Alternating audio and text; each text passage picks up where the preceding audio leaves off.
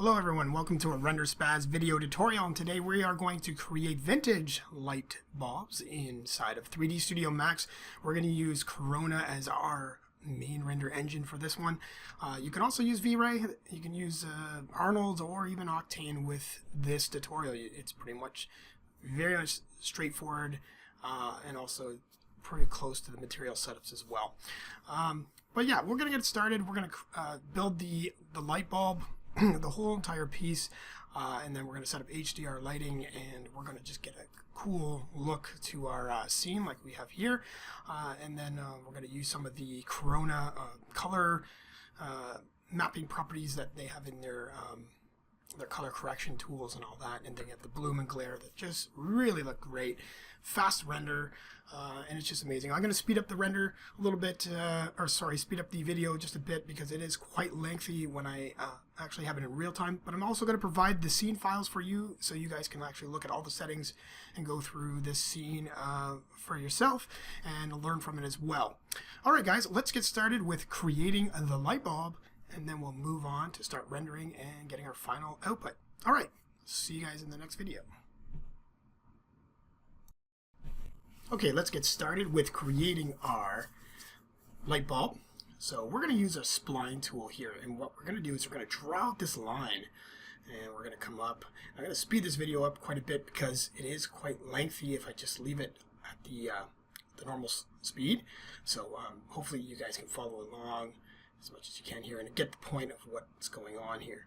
Okay, so we're using a spline. We're going to do some edits here. We're going to also Bezier some of the curves just so we can smooth them out, and we're going to come over to lathe, and we're going to use a lathe modifier to then come down and to change or to get a symmetry involved here. Okay, so we're doing some more tweaking, and we're going to keep pulling these guys across. We're just going to make that little dimple at the end of the bulb, and we're going to just move some of this curves up. All right, smooth these guys out and round it off. Alright, so we're right-clicking and we're changing our curve types to Bezier for most of this. I don't think I'm using too much smooth at this point. We're just kind of going along here. Now we're going to start making the base. Our base is going to come up. Alright, I'm not just using the corner curve right now, right? So everything's going to be very jagged at this point. I just want to get a shape, and then we're going to do a lathe modifier as well. Come back, do a little edits to the bulb. Make that a little longer, and now we're going to come to our base, and now we're going to start to tweak this, right? And we're going to come down and add some fillet to the corner here, smooth this out. This is where the base and it's going to be some this area where you screw the bulb in.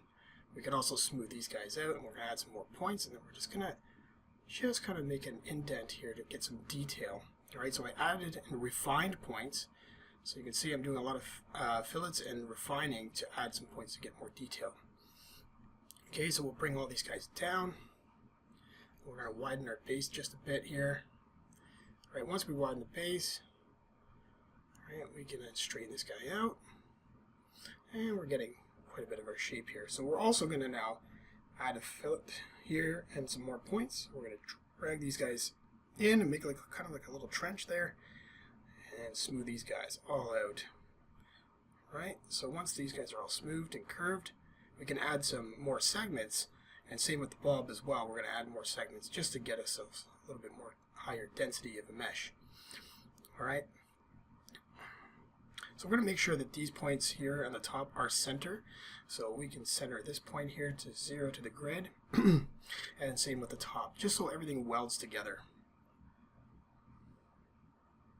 Alright, so you can see we're just getting that all straightened out. We're going to come to the top view here. We're going to create a cylinder. And then I'm going to go to orthographic and just grab the cylinder here, and we want to now move it up, and this is going to be kind of the pole that it sits on. Alright, so now we can start getting into doing some materials and lighting. Actually, before I do that, hold on a minute. I'm just going to have to fix one more thing here, and I want to get the internal components done. So I'm not going to go into too much detail here.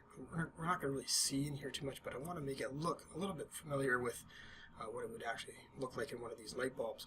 So I'm going to grab the cylinder and scale down the tip of it here, and then add these little arms to it. Bring these guys down a little bit so that they kind of look like they're reaching, right? And then we're going to add some relax and turbo smooth to this, just to kind of give it some, almost like it's almost kind of like it's a melted glass kind of look. And then we're going to bring this cylinder down, and we're going to add just kind of like it's kind of like a pole here that it's going to hold up our little wire, right? So we're just going to modify all this guy here. We're going to give ourselves a little bit of an inset to the pole here, and then we're just going to kind of grab this cylinder here, and we're going to select all its edges, right, like this. We're going to just try doing a chamfer. But what I want to do here, before I do that chamfer, I got to select, let's see here. Okay, so chamfer the edges. Let's try to get the faces to be selected. So what I'm going to have to do at this point is come in, grab these guys, each of them, besides the chamfer process there, and just delete out all the faces, so we get this kind of mesh, this wire kind of look. All right, so we're going to just modify the tips here, and we're going to grab these guys. We're going to also add in, let's see here, because this is going to look a little bit too round, so I'm going to connect some edges here just so we can sharpen up the corners here. All right, and same with this end, we're going to add some edges. Right, I don't know if you can see that on camera, but we just connected some edges and brought it close to the end so that we can sharpen up the corners here just a bit, so it looks a little bit more square. We're going to use a FFD modifier to do some more edits here. Okay, as you can see, we move all these points, and we can really modify the shape. And then I'm going to use a twist modifier to kind of just twist up some of these bars just a bit so they crisscross each other and give it that crisscross look. And then once we have that, we're going to pop this guy down. We're just going to start modifying on top of where the little pole is there. All right, so we're just trying to rough out a shape here and connect some stuff here. Make sure our size is right. So we're going to bring the ball back in. We're going to take a look here as we're going to keep bringing these guys down a bit. Okay, and let's do some more modifications to the bulb as well. Just going to round this guy off.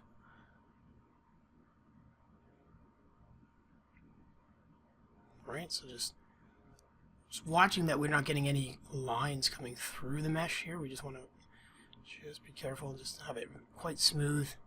Going to bend this guy in, right, because it has a little bit of an edge at the top here. That's good. All right, just to add some detail. And now we can set up our environment for Corona. All right, so I brought in an HDR. You can bring in any kind of HDR you like, or set up your own lights. But now we can start working on materials. So we're going to start with the bulb. We're going to come over to the material editor here. I'm going to then apply a Corona material and make it a glass using refraction. Okay, and we're also going to make sure it's thin-walled. Okay, right now I just don't know if I want to see through this right now. Let's see here. I'm going to just shut this off and have it so that it's black in the background, just for now. Okay, so we got an interesting looking bulb. I use gray on the diffuse, and now we're going to bring up another material for the base. We can add in a little bit of black. All right, and then from there we're going to add some reflection, and then we're going to come in and we're going to add in a fall off to our roughness in the reflection slot. And what we're going to do is add a noise modifier, and this noise modifier will create some kind of variation in the roughness. So as you can see, we just want to break this up a bit. We're going to play with our high values and low values, and I'm really just by eye kind of looking at the texture, and I'm just kind of trying to get some breakup here. So this is really just kind of going by eye and seeing what works for you. So as you can see, I'm also changing the high and low values and just trying to get some contrast out of each map. So I'm using two maps now. One is doing fine details, the other one is kind of going a little bit more global around the object. So we're starting to get some nice break up here, and we're getting the shine that we want to. I don't want to dull it up too much. I want to see a little bit of highlights. Alright, so we're going to also play the size, and we're just trying to get something a little interesting here. Alright, so this is looking pretty good, but now what I want to do is come into the diffuse color slot, and we're going to add a cronut ambient occlusion matte. Okay, and then we're going to then play with this, and we're going to make sure that we have changed our color in the inside, and you can see that what we have here is this nice kind of fall off. It's kind of like a weathered look in a way. It's meant to look like this. It's not. It's kind of more of a style. It's painted like this, but we can also now play with putting in a noise modifier into this ambient occlusion slot, playing with the max distance, and we can start to see that we're going to get some interesting looks as I start to play with the noise modifier here. I'm going with the fractal and then playing with the high and low values, and just trying to get a nice size going here. And you can see the breakup that we're getting in some really cool weathered look. So I just want to keep playing around here with maybe some of the levels, but I'm going to leave them normal the way it is here. And as you can see, we're starting to get a very interesting look around the object, around the details. So after we do that, we're going to then select these edges, and I want to put a little bit of detail here, just kind of like these lines coming through. So to do that, I'm going to have to select each edge, and I'm going to use a chamfer tool. Let's see here, we're going to go back up, and we're going to try to chamfer here. Alright, so we get these edges, and then I'm going to use the edge extrude, and we're just going to extrude them in, and you're going to see that we have this kind of very interesting looking kind of these little rivets, or not rivets, but lines coming through. And also we're going to do the end where it looks like a it's got some threading. Okay, so now what we're going to do is we're going to make a new glass, but this time we're not going to make it thin. We're going to have a thick glass that gives us some distortion for our internal components. So we're going to move that across, and you can see now we can now bring this pole up to meet, and then we got to go in and do a little bit of a relax to our wire. But what I want to change with our wires, I want to open up the ends here. So let's just kind of do that. Okay, we're going to delete some of these polys here. We're going to come down. Let's see here, we're going to delete them. Okay, we're going to grab these guys and scale them in.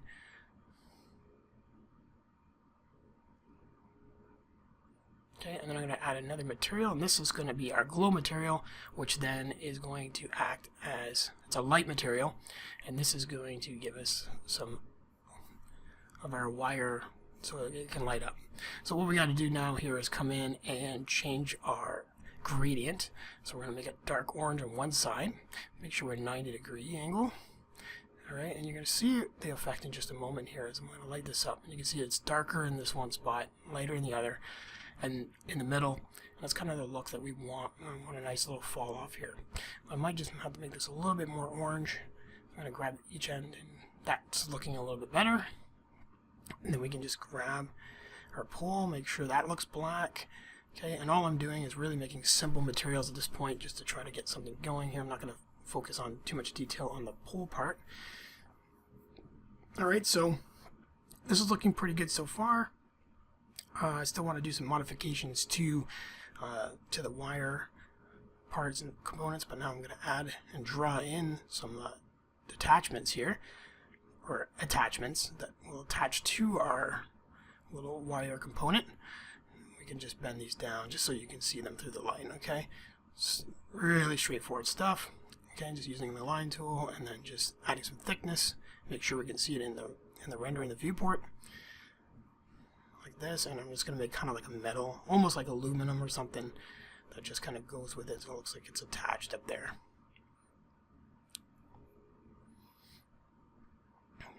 Alright, so pretty much that's looking pretty good. We just now have to now start to bring in our HDR, but as you can see, we got something to work with here.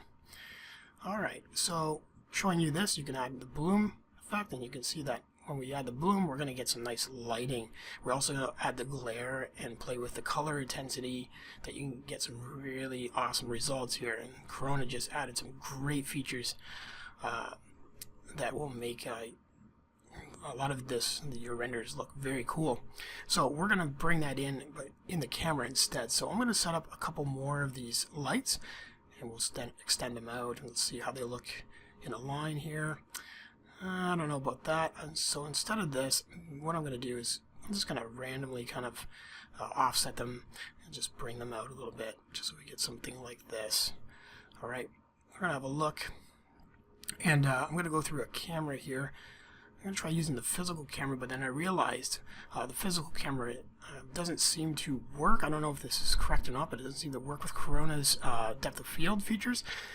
I could be wrong about this, so what I end up doing now is swapping it out with a regular camera or a standard camera. But as you can see, we're getting some cool results here already. All right, so let's see here. So if I enable the depth of field at this point, I wasn't getting anything, and I'm probably doing something wrong, or it could be just not functionable. I'm getting nothing. So let's go and start up a new target camera. So just move it in the spot that we want. We're going to come down and render this area here, and that's looking good. Also going to just play with the interactive settings a little bit here. All right, this is totally up to you or how you want to approach this, but this is a good way here to just kind of get some nice depth of field going. So now that's working. I can now play with the target distance.